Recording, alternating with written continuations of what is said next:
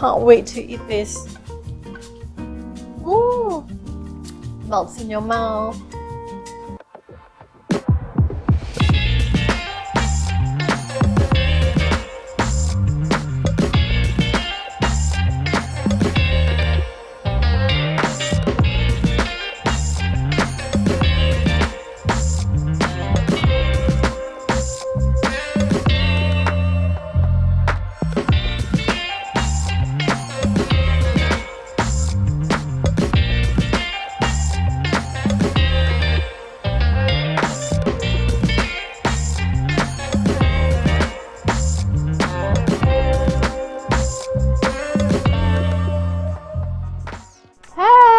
How's it going? My name is MistyqBleu and welcome to my channel. Thank you so much for tuning in. If you're here for the first time, please click the subscribe button below and give me a thumbs up.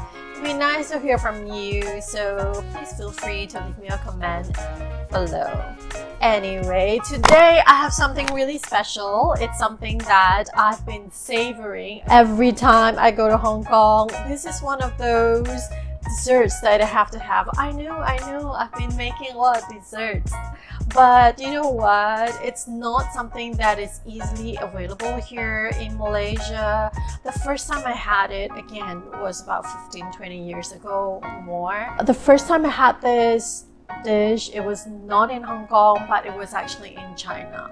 I used to travel to Hong Kong and China a lot for work, and I used to go there like every couple of months. And each time I went there, this is a staple dessert. It's a dessert, but you can also have it for breakfast. It's one of those things that I would have for breakfast each time I was there.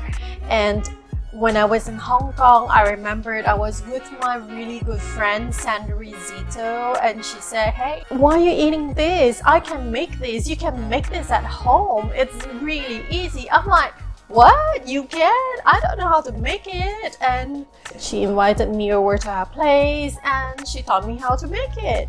And it's really super easy. So thank you so much, Sandary Szeto, my buddy in Hong Kong, for teaching me how to make this. Credits to her.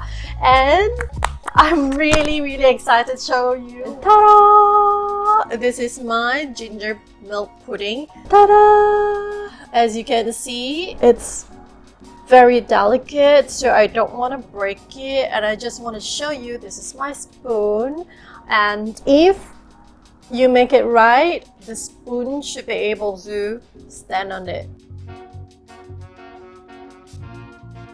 And it is standing on it, can you see? This is really healthy, so simple. All you need are just 2 ingredients, just ginger, and of course you need milk. Make sure you boil it not too long, because if you do, it's not gonna work. Add lots of ginger. And I hope you enjoyed this video. Please give me a thumbs up, and I'll see you in my next vlog. Cheers!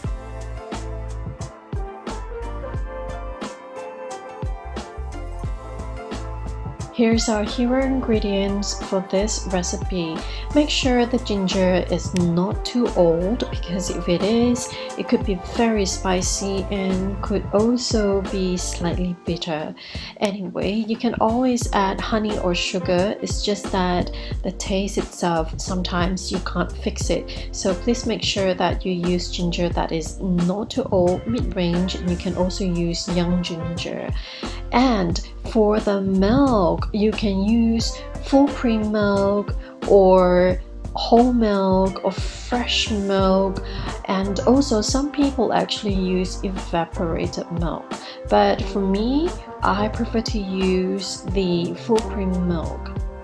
Make sure milk is at room temperature before you boil it for optimum result.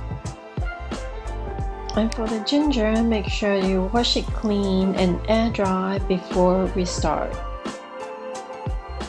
Please make sure you do not wash the ginger after we start the entire process of this recipe, because the enzyme from it is going to do some magic and curdle the milk, and that's how it turns it into a custard and awesome silky pudding.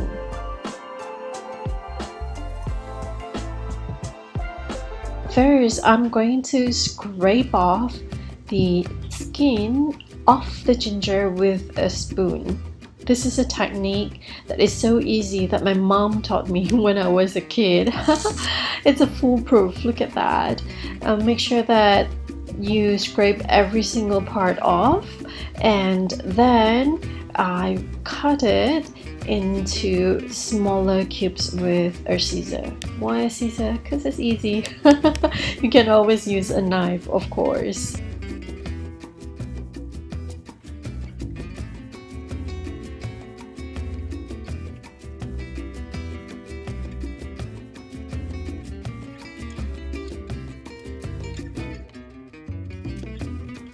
I'm going to extract ginger juice in the most traditional way using a mortar and pestle.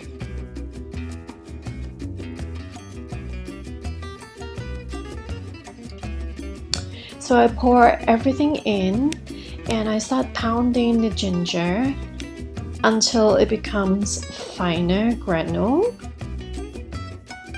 Once the texture is fine, transfer the ginger into a muslin bag.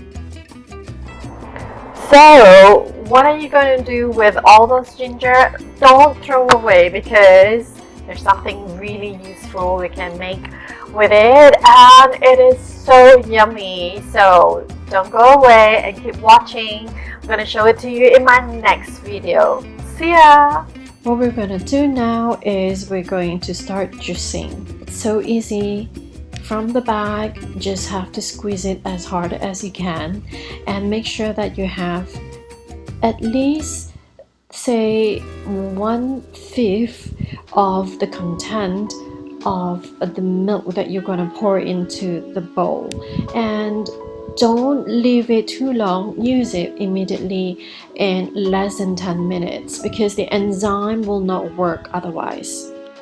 Immediately after that, we're going to start boiling the milk in low to medium heat. Make sure you're not boiling on super high heat, because it takes just about 15 to 30 seconds to come to boil. And make sure you have a food grade thermometer, and we're gonna bring it to boil at 70 to 75 degrees Celsius, because anything more than that, it's not gonna work. We don't want to fill. Once we have it at the temperature we need, pour it into the ginger juice immediately, okay?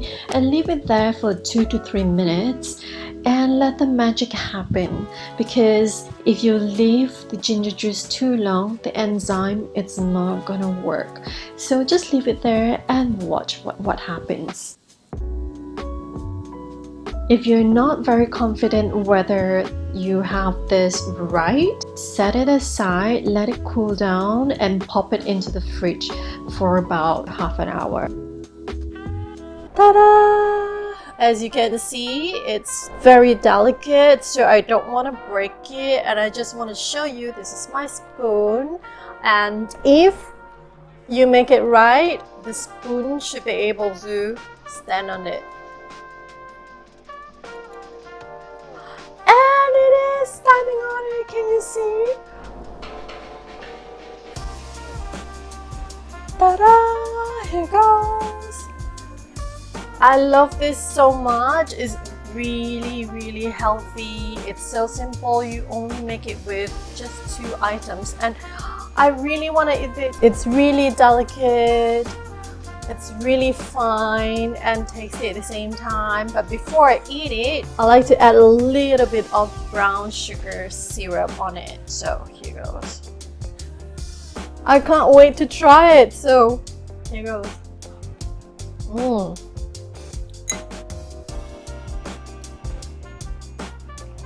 Yum yum yum.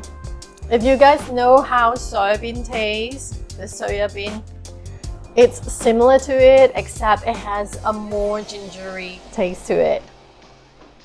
This is really healthy, So simple. All you need are just 2 ingredients, just ginger, and of course you need milk. Make sure you boil it not too long, because if you do, it's not gonna work. I hope you enjoyed this video. Please give me a thumbs up, and I'll see you in my next vlog. Cheers!